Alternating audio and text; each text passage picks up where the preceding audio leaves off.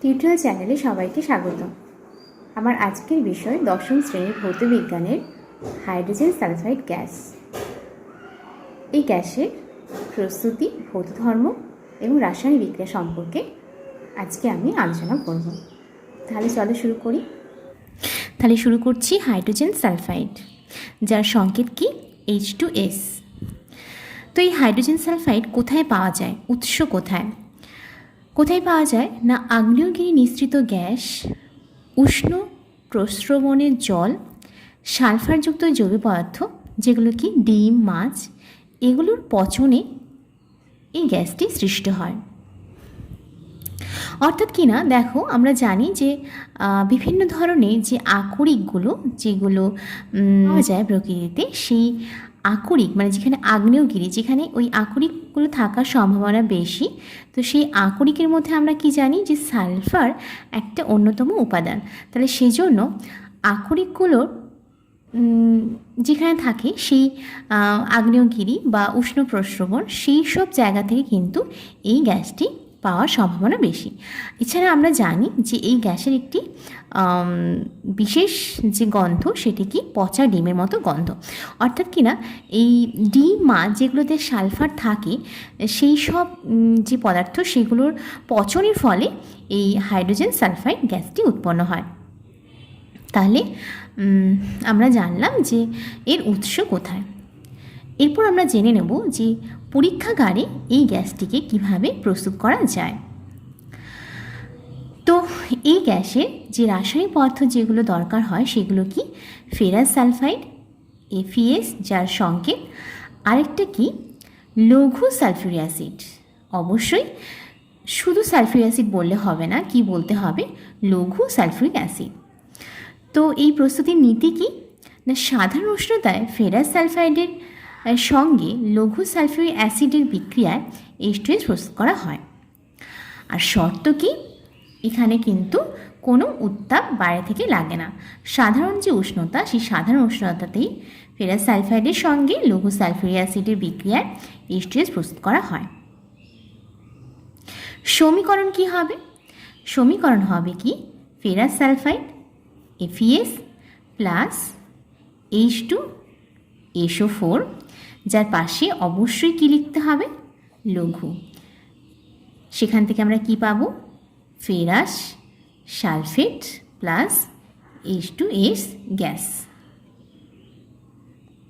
তাহলে কিভাবে পরীক্ষাগারে H2S গ্যাস প্রস্তুত করা হয় তার পদ্ধতিটা আমরা জানব। তো দেখো কি নেওয়া হয়, একটি উল্ফ বোতল। এই দু মুখওয়ালা যে বোতল, সেটাকে কি বলে, উল্ফ বোতল। উল্ফ বোতল। আচ্ছা, তার মধ্যে একটি কি নল ঢোকানো থাকে, এটাকে বলছে দীর্ঘ নল ফানেল।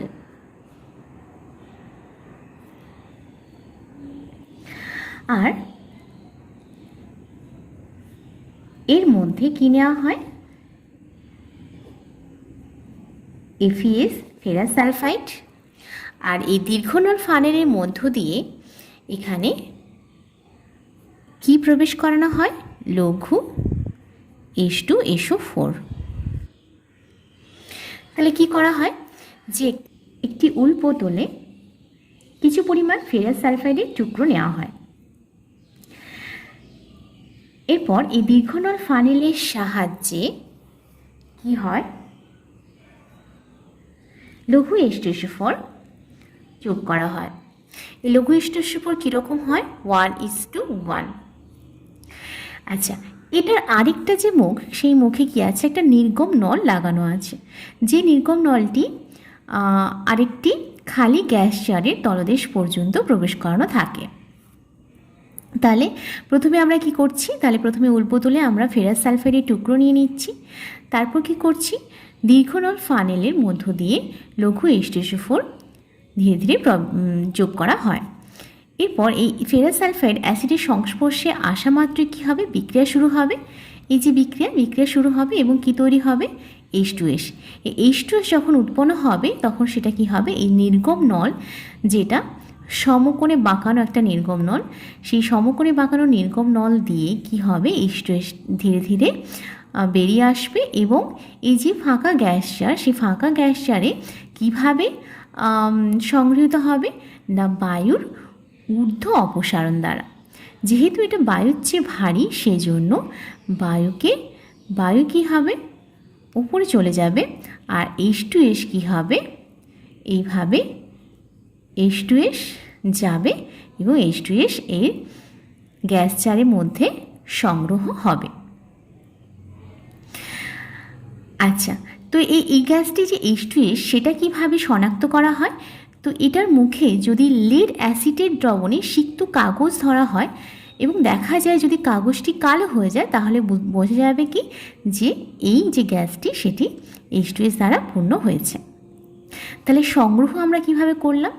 সংগ্রহ কিভাবে করেছি? বায়ুর ঊর্ধ্ব অপসারণ দ্বারা।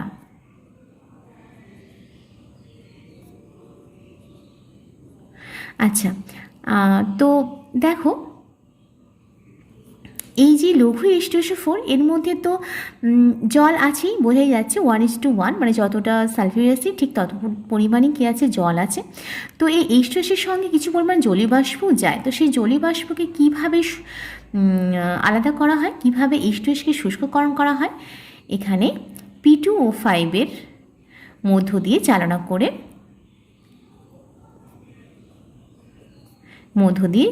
করা হয়।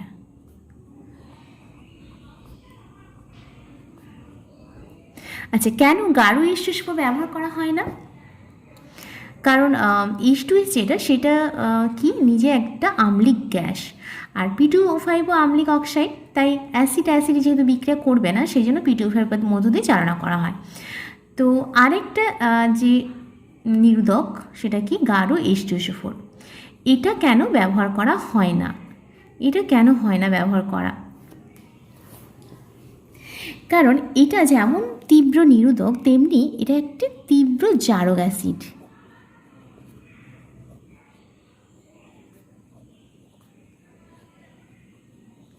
তো এটা কি করে, এইভাবে যে উৎপন্ন হয় H2S সেটাকে কী করে, জারিত করে সালফার উৎপন্ন করে আর নিজে জলে পরিণত হয়।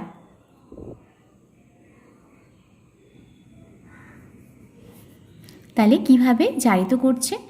H2S প্লাস H2SO4 থেকে কী তৈরি হচ্ছে, sulphur plus sulphur dioxide plus জল। ঠিক একই কারণে H2S প্রস্তুতিতেও গাঢ় H2SO4 ব্যবহার করা হয় না, কারণ এটি কি তীব্র জারক অ্যাসিড। এটি কি করবে, এটি H2Sকে জারিত করে সালফার উৎপন্ন করে, সেজন্য সবসময় H2Sএর যে প্রস্তুতি সেখানে লঘু সালফিউরিক অ্যাসিড ব্যবহার করা হয়। এরপর দেখো এই যে একটা যন্ত্র, এটা কি নাম, এটার নাম কিপ যন্ত্র দ্বারা H2S প্রস্তুতি। তো এই বিশেষ যে যন্ত্রটি সেটা কোথায় ব্যবহার করা হয়, সেটা ল্যাবে সবসময় মানে কন্টিনিউয়াস আমাদের H2S যে গ্যাসটি বিকারক হিসাবে ব্যবহার করা হয়, আর সেই জন্য সবসময় নিরবিচ্ছিন্নভাবে H2S পেতে এই কিপ যন্ত্রে H2S প্রস্তুত করা হয়। তো দেখো এই যন্ত্রটা কীরকম দেখতে, এর দুটো পার্ট আছে। দেখো প্রথম যে পার্ট, যেটা একটা পূর্ণ গোলক আছে, তার মধ্যে একটা দীর্ঘনল ফানেল আছে, ওপরে ফানেলটা থেকে নিচেও দেখো একদম চুঙের মতো করা আছে নল। আরেকটা পার্টে ওপরের পার্টটা কি আছে, পূর্ণগোলক, আর নিচের পার্টটা আছে অর্ধগোলক। এই পূর্ণগোলকের সাথে আরেকটা নলের মতো লাগানো আছে, সেই নলের সাথে একটা স্টপকক লাগানো আছে, মানে এইখান থেকে আমরা গ্যাসটা বের করি, এখান থেকে আমরা স্টপকক খুলে গ্যাসটা পাই। তো দেখো কি করা হয়, এই যে মাঝের গোলক, এই মাঝের যে পূর্ণগোলক, সেই মাঝের পূর্ণগোলকের মধ্যে কি রাখা হয়, ফেরাস সালফাইডের টুকরো। তাহলে এগুলো কি, FeS। আর এই দীর্ঘনল ফানেল দিয়ে কি ঢালা হয়, এটা লঘু সালফিউরিক অ্যাসিড। সেই লঘু সালফিউরিক অ্যাসিড এই দীর্ঘনল থেকে বেরিয়ে নিচের যে অংশ সেই অংশে জমা হয়। এখানেও কি লঘু H2SO4। এরপর কি হয়, এক সময় এই লঘু H2SO4 যত ঢালা হবে ঢালতে ঢালতে একটা সময় আসবে যখন এই H2SO4 FeS এর সংস্পর্শে আসবে। তখন কি হবে, এই যে গোলকটা এই গোলকের ওপরে কিসের কি তৈরি হবে, H2S গ্যাস তৈরি হবে। H2S গ্যাস তৈরি হবে এবং সেটা আমরা এই স্টপককটা খুলে স্টপকক খুললে সেই H2S গ্যাস বেরিয়ে আসবে। এবার যদি স্টপকক বন্ধ রাখা হয় তাহলে কি হবে, এর ভেতরে যে তৈরি গ্যাসটা সেটা কি হবে, বাইরে বেরিয়ে যেতে পারবে না এবং এই গোলকে যে অ্যাসিডটা উঠেছিল যেটা রিয়াকশন করছিল সেই অ্যাসিডের ওপর কি হবে, এই উৎপন্ন যে উপরে যে গ্যাস সে গ্যাস কি হবে, চাপ প্রয়োগ করবে। তার ফলে কি হবে, নিচের যে গোলকে সেই নিচের গোলকে কি হবে, অ্যাসিডটা নেমে চলে আসবে এবং কিছুটা কি হবে, এই নল বেয়ে আবার একদম উপরের যে গোলক সেগুলোকে উঠে যাবে। অর্থাৎ কিনা দেখতে পাচ্ছি যে এই উৎপন্ন H2S গ্যাসের যে চাপ তার ফলে কি হলো, H2SO4 কি হচ্ছে, নিচে নেমে আসছে এবং কিছুটা আবার উপরের যে গোলক সেই গোলকে উঠে যাচ্ছে। তার ফলে FeS এর সঙ্গে লঘু H2SO4 এর যে সংস্পর্শ সেটা কি হয়ে যাবে, বিচ্ছিন্ন হয়ে যাবে। তার ফলে আর নতুন করে H2S উৎপন্ন হবে না। এরপর আবার যদি স্টপকক খুলে H2S গ্যাস আমরা ব্যবহার করি তখন কি হবে, আবার চাপ কমে যাবে, তখন আবার এই যে যেটা উপরে উঠে গেছে H2SO4 সেটা আবার নিচে নামবে এবং সেটা আবার উপরে উঠে আবার FeS এর সঙ্গে H2S লঘু H2SO4 এর বিক্রিয়া হবে এবং আবার H2S উৎপন্ন হবে। তাহলে এই রকমভাবে আমরা কি হচ্ছে, কন্টিনিউয়াস ল্যাবে H2S গ্যাস তৈরি করতে পারি। তাহলে এই যন্ত্রটার নাম কি, কিপ যন্ত্র। এভাবে আমরা পরীক্ষাগারে প্রয়োজন মতো যখন খুশি তখন H2S গ্যাস পেতে পারি। এরপর যাব কি H2S এর ভৌত ধর্ম। ভৌত ধর্ম কি না, আমরা তো জানি যে এটা বিশেষ একটা গন্ধ, সেটা কি পচা ডিমের মতো গন্ধযুক্ত একটা গ্যাস, আর এর কিন্তু কোনো বর্ণ নেই। তাহলে পচা ডিমের মতো গন্ধ বা পচা ডিমের গন্ধযুক্ত আর কি বর্ণহীন, আর অবশ্যই এটা কিন্তু একটা বিষাক্ত গ্যাস। আর কি আমরা এই গ্যাসটাকে যখন পরীক্ষাগারে সংগ্রহ করছিলাম তখন কীভাবে সংগ্রহ করছিলাম, বায়ুর ঊর্ধ্ব অপসারণ দিয়ে। কেন, কারণ এটা বাতাসের থেকে প্রায় 1.2 গুণ ভারী, আর এটি গরম জলে অদ্রাব্য কিন্তু ঠান্ডা জলে দ্রাব্য। তাহলে আমরা মোট 3টে পয়েন্ট এখানে পেলাম। সেটা কি, পচা ডিমের মতো গন্ধযুক্ত একটি গ্যাস, বর্ণহীন বিষাক্ত গ্যাস, বাতাসের চেয়ে 1.2 গুণ ভারী, আর ঠান্ডা জলে দ্রাব্য কিন্তু গরম জলে অদ্রাব্য। এরপর চলে যাচ্ছে কি রাসায়নিক ধর্ম। রাসায়নিক ধর্মতে দেখো এই H2S এর আম্লিক ধর্ম দেখা যায়। তো আম্লিক ধর্ম কখন দেখা যাবে, যে যখন সেটা জলীয় দ্রবণে H+ আয়ন উৎপন্ন করবে। তো এটা কিভাবে করে দেখো, H2S এর সঙ্গে জলের বিক্রিয়ায় কি হয়, দেখো H+ আয়ন তৈরি করবে, তার সঙ্গে কি করবে, H- আয়ন উৎপন্ন করবে। আবার কি করতে পারে, H2S প্লাস H2O, এখানে 2 অণু, তাহলে 2 H+ তৈরি করবে, প্লাস কি করবে সালফাইড 2-। অর্থাৎ আমরা দেখতে পাচ্ছি যে H2S কিন্তু জলীয় দ্রবণে মৃদু অ্যাসিডের মতো আচরণ করে এবং জলীয় দ্রবণে যথাক্রমে বাইসালফাইড, এটার নাম কি সালফাইড আয়ন, আর একটা কি সালফাইড আয়ন তৈরি করে। তাহলে সেজন্য আমরা কি বলতে পারি যে H2S এর আম্লিক ধর্ম আছে। আম্লীধর্ম থাকলে অবশ্যই সে কী করবে, ক্ষারের সঙ্গে বিক্রিয়া করবে। তাহলে H2S যদি NaOH এর সঙ্গে বিক্রিয়া করে তাহলে কি তৈরি করবে? NaOH এর সঙ্গে বিক্রিয়া করতে পারে সোডিয়াম বাইসালফাইড প্লাস জল। আর কি করতে পারে? যদি দুই অণু ক্ষার এর সঙ্গে বিক্রিয়া করে তাহলে কি তৈরি করবে? সোডিয়াম সালফাইড প্লাস দুই অণু জল। সোডিয়াম সালফাইড প্লাস দুই অণু জল। আচ্ছা, তাহলে আমরা দেখতে পেলাম যে এটা ক্ষারের সঙ্গে বিক্রিয়া করে লবণ এবং জল উৎপন্ন করছে। এরপর কি যাব? H2S এর জারণ। H2S গ্যাস নিজে দাহ্য কিন্তু দহনে সহায়ক নয়। অক্সিজেনের উপস্থিতিতে এটি কিন্তু নীলশিখায় জ্বলবে।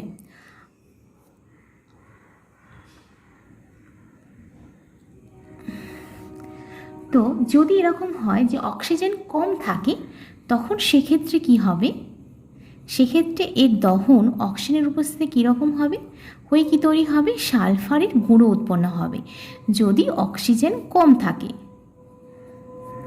তখন সেক্ষেত্রে কি তৈরি করবে? সালফার তৈরি করবে। আর যদি পর্যাপ্ত অক্সিজেন থাকে তখন সেক্ষেত্রে কি করবে? তখন তৈরি করবে সালফার ডাইঅক্সাইড প্লাস দুই অণু জল। তাহলে এইভাবে অক্সিজেনের উপস্থিতিতে H2S এর জারণ হচ্ছে। যদি কম থাকে অক্সিজেন তখন কি হবে? সালফারের গুঁড়ো তৈরি হবে। আর যদি অক্সিজেন বেশি পরিমাণে থাকে তখন সেক্ষেত্রে সালফার ডাইঅক্সাইড উৎপন্ন হবে। H2S এর বিজারণ ধর্ম আছে।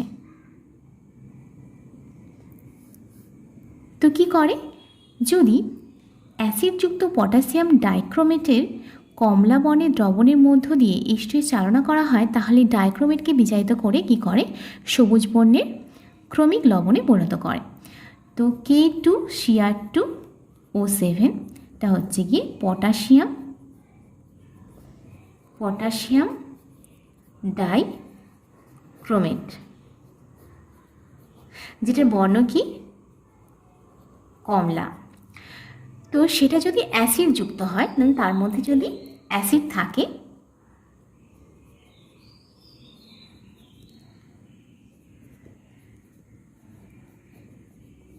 তো সেই অ্যাসিডযুক্ত পটাশিয়াম ডাইক্রোমেটের কমলা বর্ণের দ্রবণের মধ্য দিয়ে যদি H2S চালনা করা হয় তাহলে কি করবে? ক্রোমিক সালফেটে পরিণত করবে। Cr2SO4 প্লাস কি তৈরি করবে?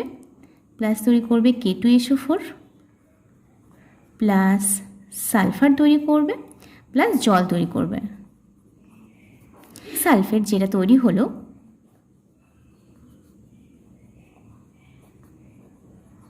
সেটার কালার কি? সেটার কালার হচ্ছে সবুজ।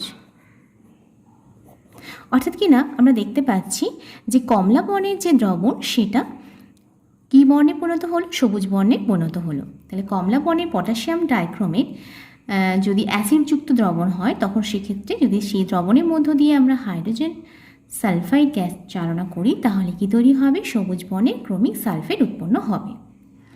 এখানে আমরা দেখতে পাচ্ছি যে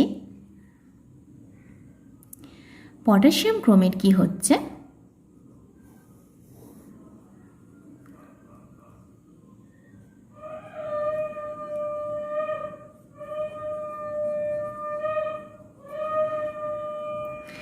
আর H2S থেকে কি হচ্ছে?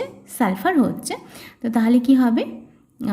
এখানে ওর নিজের জারণ হচ্ছে এবং একে পটাশিয়াম ডাইক্রোমেটকে কী করছে? বিজারিত করছে।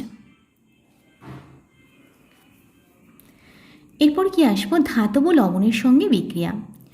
অনেকগুলি ধাতব লবণের জলীয় দ্রবণে যদি H2S চালনা করা হয় তাহলে কি হয়? ধাতব সালফেট তৈরি হয়। তার মধ্যে প্রথম কপার সালফেট। কপার সালফেটে যে জলীয় দ্রবণ সেটা কি কালার হয়? নীল বর্ণে। সেই নীল বর্ণের কপার সালফেটের জলীয় দ্রবণে যদি H2S চালনা করা হয় তাহলে কি তৈরি হয়? কালো বর্ণের কপার সালফেট তৈরি হয়, এটা কি কালো, এবং তার সঙ্গে কি তৈরি হয়? H2SO4। এটা অধক্ষিপ্ত হয়। তাহলে নীল বর্ণের কপার সালফেটের জলীয় দ্রবণে যদি H2S চালনা করা হয় তাহলে কালো বর্ণের কপার সালফাইড অধক্ষিপ্ত হবে।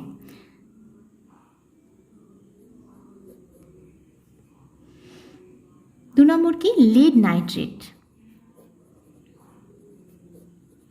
লিড নাইট্রেটের বর্ণহীন, এটা কিন্তু বর্ণহীন জলীয় দ্রবণে যদি একই রকম H2S চালনা করা হয় তাহলে কি হবে, লিড সালফাইড তৈরি হবে, সেটাও কিন্তু কালো রঙের।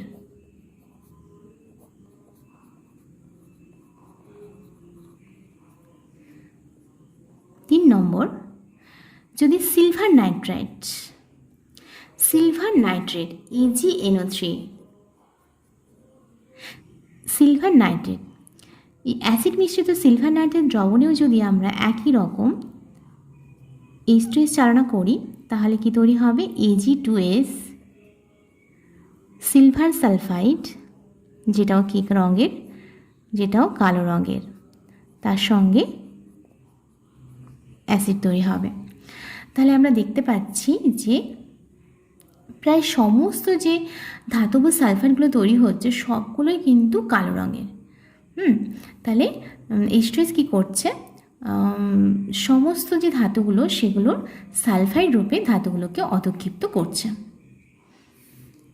আচ্ছা, এরপর আমরা শনাক্তকরণ যদি বলি H2S-এর, তাহলে আমরা দুভাবে বলতে পারি। এক তো আমরা আগেই বলেছিলাম যে লেড অ্যাসিটেট,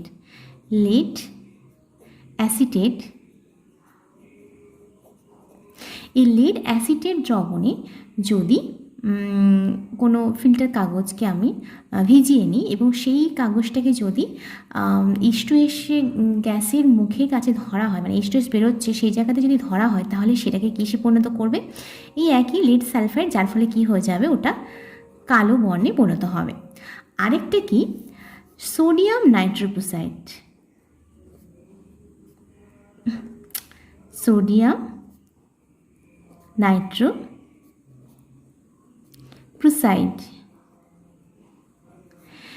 সেই সোডিয়াম নাইট্রোপ্রোসাইড যদি ক্ষারের উপস্থিতিতে থাকে, মানে অর্থাৎ এর সাথে যদি কোনো হাইড্রক্সাইড আয়ন থাকে, তাহলে তার মধ্যে যদি H2S চালনা করা হয় তাহলে কি তৈরি হয়, একটা বেগুনি বর্ণের জটিল লবণ বা জটিল যৌগ তৈরি হয়। অর্থাৎ কি না, আরিও সোডিয়াম নাইট্রোপ্রোসাইড দ্রবণে যদি H2S চালনা করা হয় তাহলে H2S কী করবে, তাকে বেগুনি বর্ণের দ্রবণে পরিণত করবে। আচ্ছা, H2S-এর বিষক্রিয়া, H2S যথেষ্ট বিষাক্ত পদার্থ, এই সংস্পর্শে কী হয়, চোখ জ্বালা, মাথা ধরা, বমিভাব ইত্যাদি হতে পারে। H2S-এর যে বিষাক্ত প্রভাব সেটা দূর করার জন্য কি ব্যবহার করা হয়, ক্লোরিনের লঘু দ্রবণ কি হয়, H2S-এর বিষক্রিয়ার প্রতিশোধক রূপে কাজ করে। তাহলে আজকে আমরা H2S সম্পর্কে জানলাম, H2S-এর প্রস্তুতি, তার ধর্ম এবং তার বিভিন্ন বিক্রিয়া, তার সাথে তার শনাক্তকরণ আর তার বিষক্রিয়ার যে প্রতিকার সেটা কি, সেটা যে ক্লোরিনের লঘু দ্রবণ, সেই সম্পর্কে আমরা জানলাম। তাহলে আজকে এতটুকুই, ধন্যবাদ।